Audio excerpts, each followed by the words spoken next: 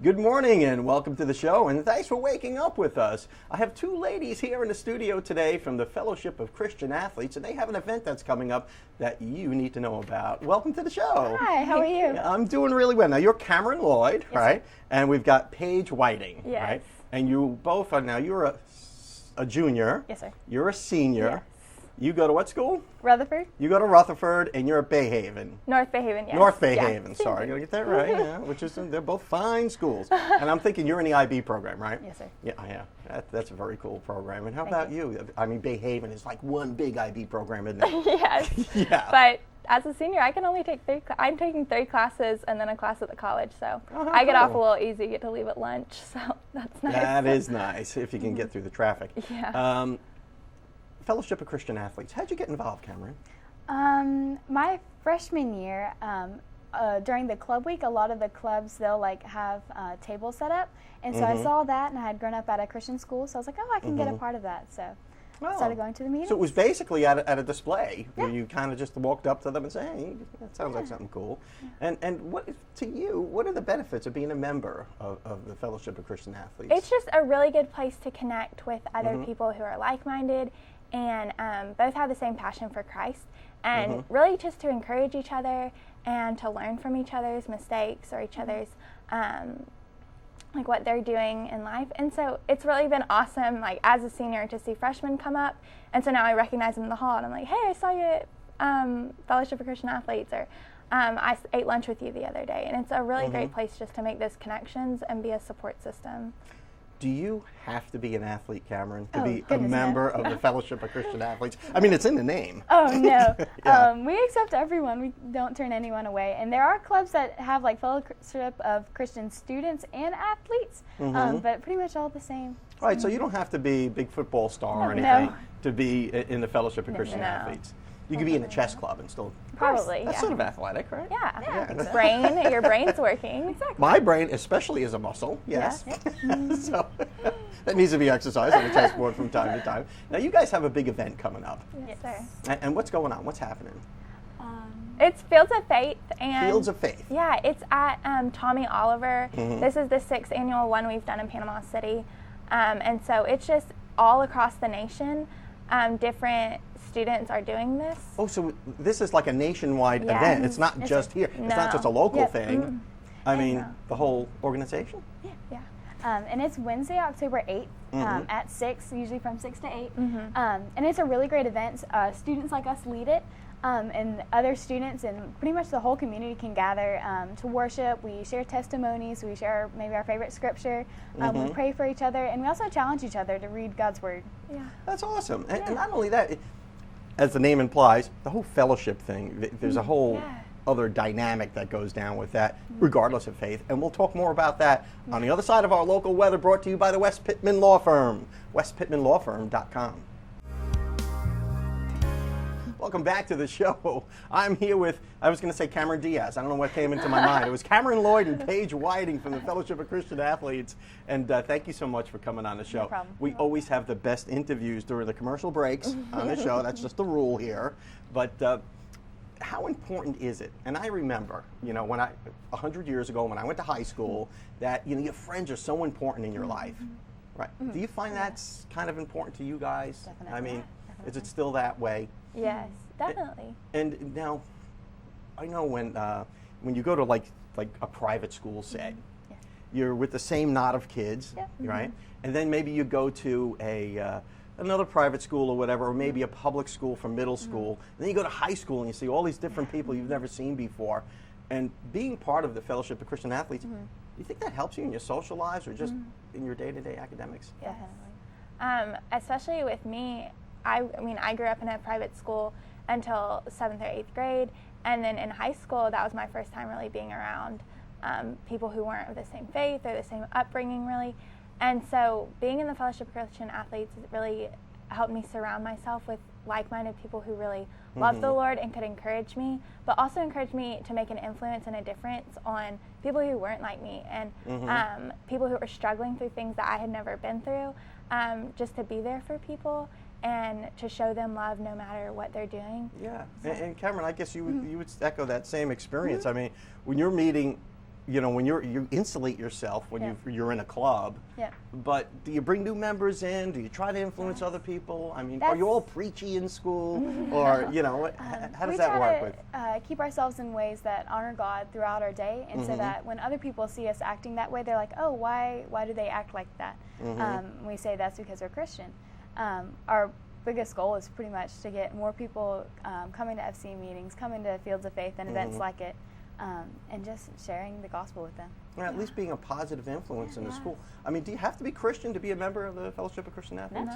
No. You could just join. You could hate the Lord and be a member of And Fellowship still of Christian Athletes. which would be We would kinda still weird. welcome you. I would think you'd find another club if that was your point of view. But yeah, I guess you could, right? Yeah. And that's your whole deal, is just being accepting of We've people, right? experienced, you said something that interested me. You're like, are you all preachy in school? And I think when people think of Christians, or especially like Christian clubs or something, they think we're going to be like, oh, you're doing wrong and all of this stuff.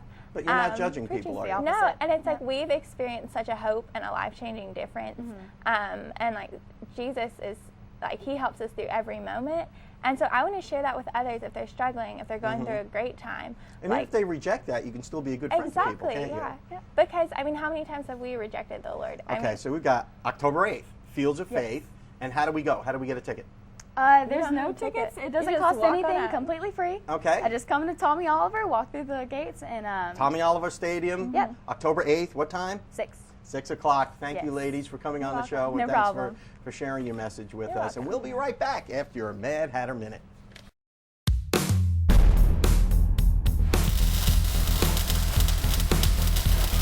Hi, this is David Lovett, and this is your Mad Hatter Minute. There are millions of cars on the roads in the United States today, and each one is a source of air pollution. In 1975, with the implementation of the Clean Air Act, essentially what the Clean Air Act did for the automotive industries is made catalytic converters an actual requirement for all vehicles. The job of the catalytic converter is to take the harmful pollutants and change them into harmless emissions, which expel through the exhaust tailpipe. On modern vehicles, there are 2 sensors located on the exhaust system, one before the catalytic converter and one after the catalytic converter. These sensors read the oxygen that are going through the exhaust system and the amount of unburned oxygen that is there. As a result, signals are sent back to the electronic control unit of the vehicle, which will tell the vehicle to run either richer or leaner, to add fuel or subtract fuel, thereby maintaining performance and engine emissions. When the catalytic converter fails, it's not unusual to have the smell of rotten eggs. What this is the actual catalyst inside the catalytic converter is burning up and cracking and falling apart, or is physically melting inside the shell of the catalytic converter. Either way, the catalytic converter needs to be replaced, or it's going to clog the vehicle's exhaust system. Replacing the catalytic converter by itself is not the only thing that needs to be done. A failed catalytic converter is a symptom and not the cause of the problem. Either the vehicle is running too rich or the vehicle is running too lean.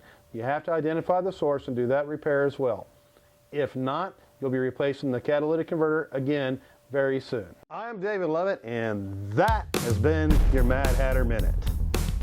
Hey folks, this is Joshua Brown with Mad Hatter on 23rd Street. Is your check engine light on? If it is, text MADHAT28, that's MADHAT28, to 24247 and we'll check it for free.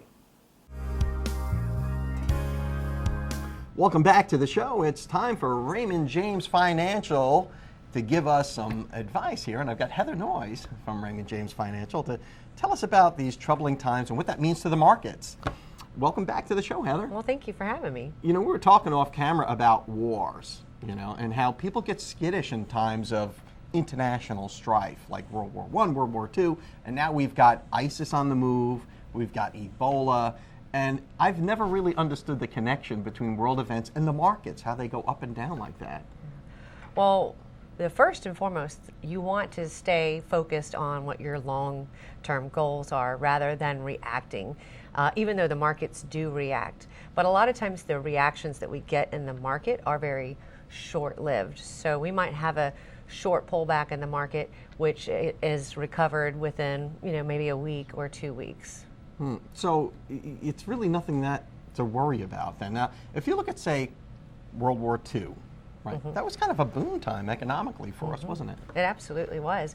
In fact, I've got a slide that I figured we could show, and it actually shows historically how the markets have performed during different times Why of don't you war. explain some of these slides to me? All right. What are we looking at here? Well, this first one right here, the very top line highlighted in blue is just the average of the market performance over time.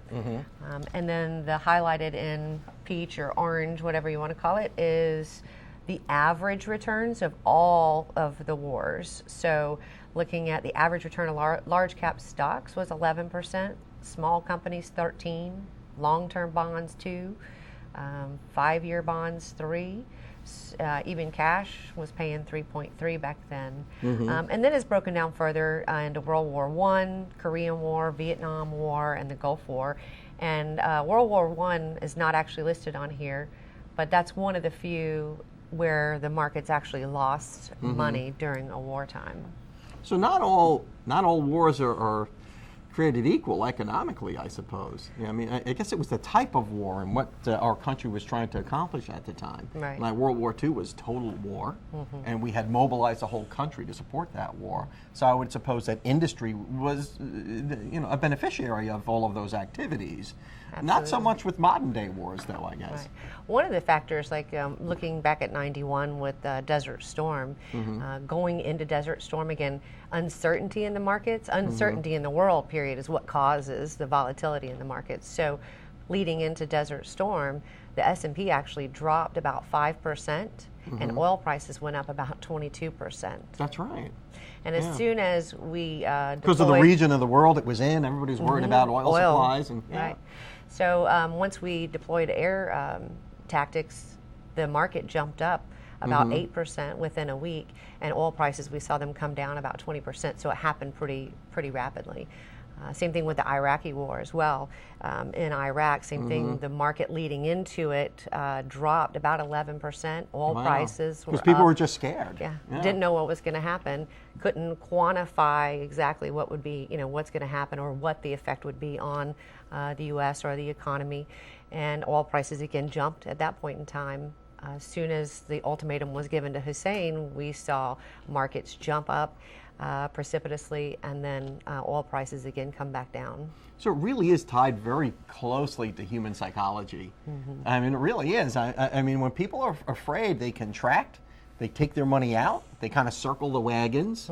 Yeah, but then once they see that, okay, affirmative type actions are being taken to make everything okay again, then they go back to investing again. Exactly. So that's why it's important to stay focused, on the long-term goals. Now, there have been some situations, actually, in the other slide. This one shows the World War I dropping. Okay, now, let's take a look at this slide. Okay. The shaded areas are where we had recessions. The first one is World War I. You can see the stock market went down in World War I, and we had a recession at the end of that.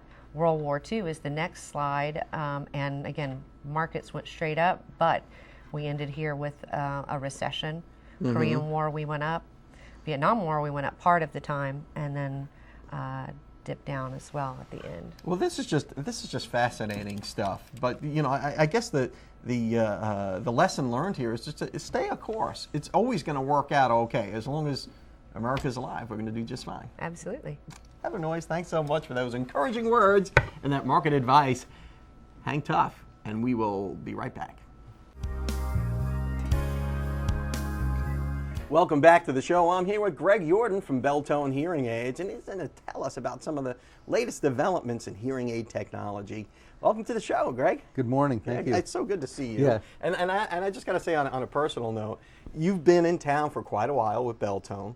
I've watched your business grow. It's a family business. Your wife is there, your son is there, and soon your daughter-in-law will be working there as well, which is really cool. Yeah, Rachel's coming on board with us, or she's on board with us, and she's running our Chipley office now, and she and Cameron will be getting married in December, so yeah. Well, that's awesome. Well, congratulations, and good you. luck to the young couple with that Thank you. Chipley office. That's Thank going to be you. awesome.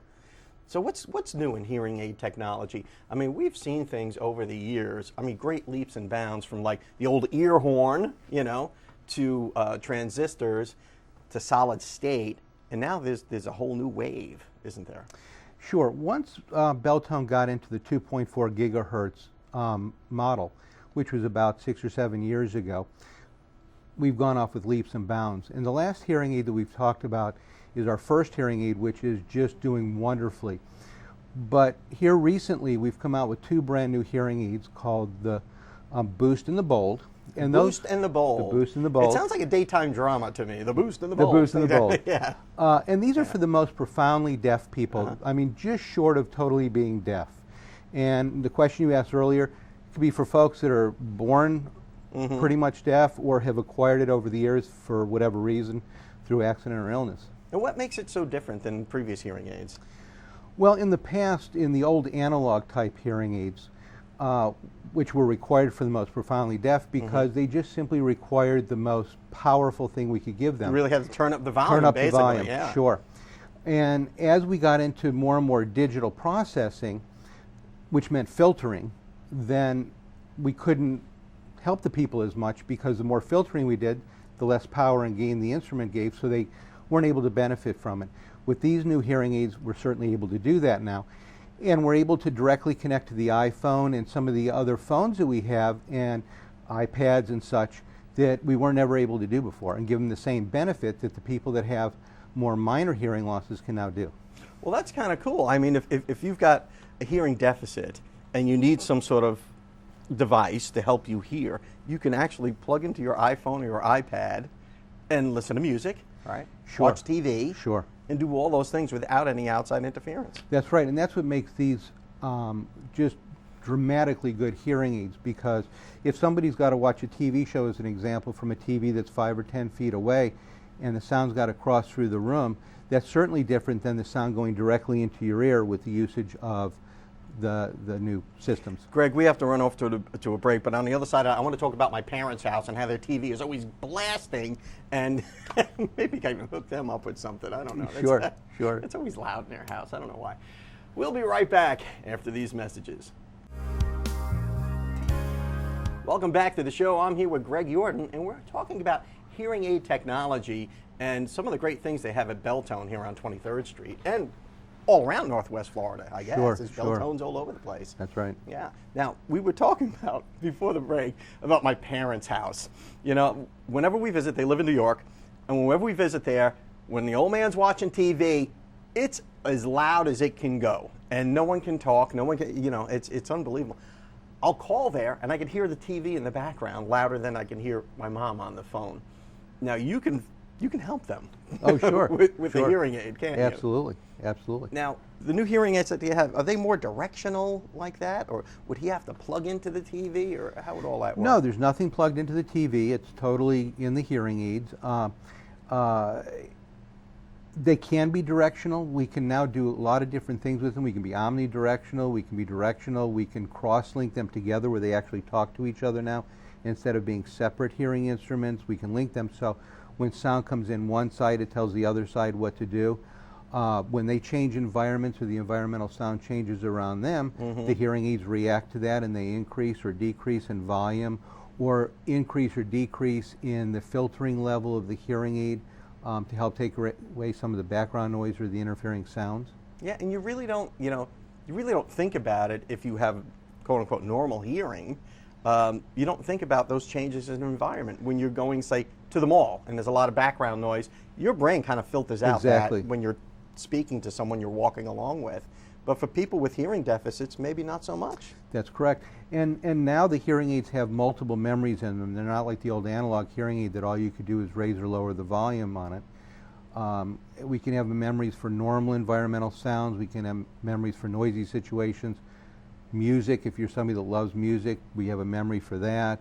If you go to church, we could have a memory for that. Just about anything you could think of. Telephone, there's killer telephone memories on these things now that help filter out noise for that. So when the phone rings and you pick it up, your device knows what to Automatically do. It automatically says, let's adjust for a phone conversation. You get the optimum sound. That's then. correct.